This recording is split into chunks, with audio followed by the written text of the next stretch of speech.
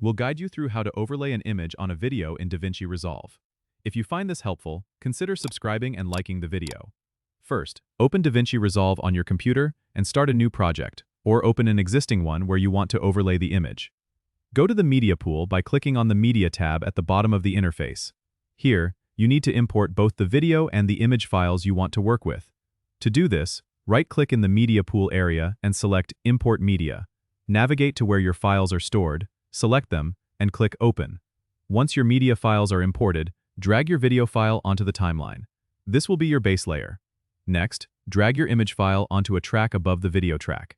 This is crucial because the image needs to be on a higher track to overlay properly. With the image on the timeline, you can adjust its duration by dragging the ends of the clip to match the length you want it to appear on the video.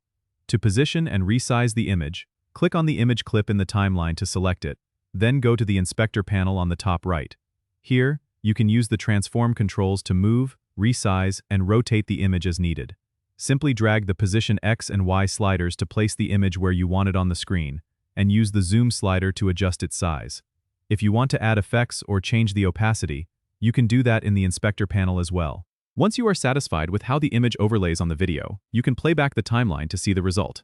If everything looks good, proceed to the Deliver tab to export your final video. Choose your export settings and click on Add to Render Queue, then Start Render to save your video with the overlay. Don't forget to subscribe and comment if this helped you out.